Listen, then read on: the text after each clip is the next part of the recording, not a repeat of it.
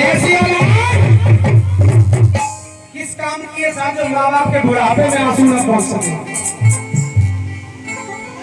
मैं एक निवेदन करूंगा, कोई ताली नहीं बजाएगा, सिर्फ सुनेंगे ये भजन बस। अब बात सुनने सुनाने वाली आई है। अब तक आपने खूब आनंद लिया, अब सुनना दिल से। मैं तो स्टैंड ला दूं इनकी। आजकल के लड़के बीवियों के जाल में रहने लगे, आजकल के लड़के बीवियों के जाल में रहने लगे और माँ बाप को छोड़ करके ससुराल में रहने लगे। जोर से बोलो ना, ससुराल में। बचपन में लगते थे कभी 56वीं हवेली और 4 पैसे क्या कमाने लगे, बूढ़े माँ बाप को छोड़ के मैं नहीं खा।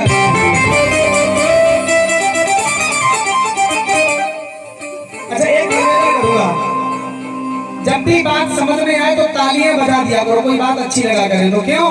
कलाकार के लिए 2 चीज मिलती है, ताली या फिर गाली। गाली आप दोगे नहीं क्योंकि भैया पंडित जी हैं, तो पंडितों का तो सम्मान किया जाता है, गालियां थोड़ी दी जाती है। वैसे भी हमारा गांव जो है बड़ा ही पढ़ा लिखा शिक्षित गांव है, अच्छा गांव है, मैं समझ सकता हूं। तो आइए देखिए, माँ क्या होती है। माँ कहते हैं किसको, माँ क्या चीज होती है, सुनिए।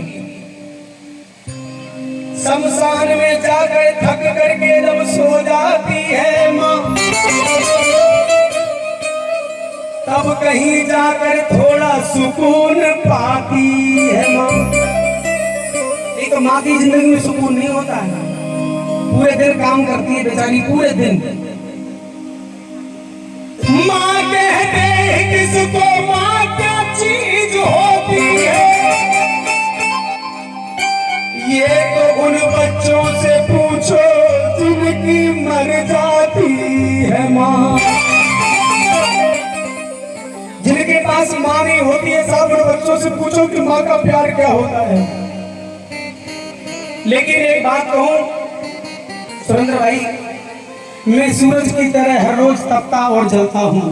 मैं सूरज की तरह हर रोज तपता और जलता हूं। सफर पर रोजी रोटी के लिए घर से जब बाहर निकलता हूँ, कोई तूफान घेरे में ना ले ले मेरी जिंदगी को, कोई तूफान घेरे में ना ले ले मेरी जिंदगी को। इसलिए मैं अपनी माँ का चेहरा देखकर घर से बाहर निकलता हूँ। बाहर ताली लगाना शुरू करता हूँ। क्यों? क्योंकि माँ बाप की दुआएं होती है जो हमको बचाए रखती है साहब। आइए, कल्याण सिंह बरेली से 50 रुपए माँ बाप के चरणों में लेके आए हैं। लेकिन एक बात याद रखना, यहाँ पे जितने भी नौजवान भाई बैठे उनसे कह रहा हूँ, बुजुर्गों के बनाए साहिबा को छोड़ मत देना, नई खुशियों के पीछे गुलसिता को तोड़ मत देना। कहीं ऐसा ना हो कि हाथों से जन्नत ही चली जाए। सास और बहू के झगड़े में तुम अपनी बूढ़ी माँ को छोड़ मत देना, छोड़ मत देना।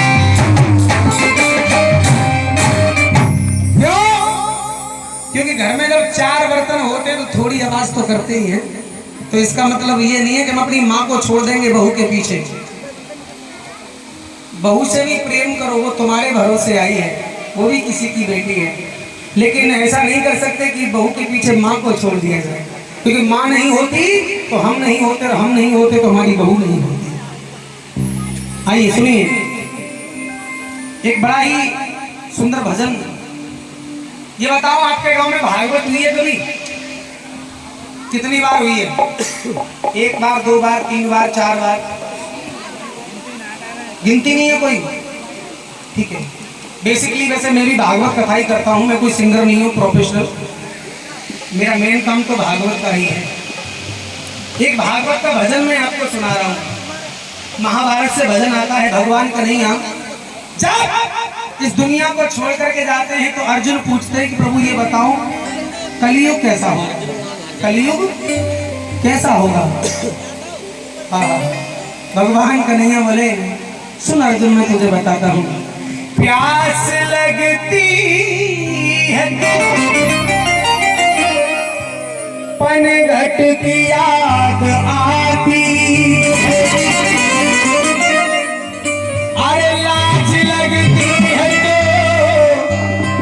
तो घूंघट अब आती है।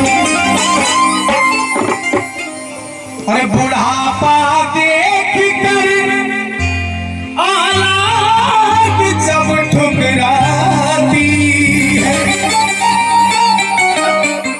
तब इस दिल में घुट घुट के मरघट की याद आती है। ताऊ जब बुढ़ापे में औलाद लात मारती है ना, तो बस एक ही बात याद आती है, हे भगवान अब तो तू उठा ले, ऐसे जीवे से कहा फायदा। भगवान करेंगे बोले सुन अर्जुन कलयुग कैसा होगा, कोई ताली नहीं बजाएगा, कोई हंसेगा नहीं, सिर्फ सुनेंगे ध्यान से, ठीक है? सुनिए। क्या तुम्हें पता है ऐ अर्जुन ये द्वापर जाने वाला है, अन्याय और कष्टों से भरा, अन्याय और कष्टों से भरा अब कल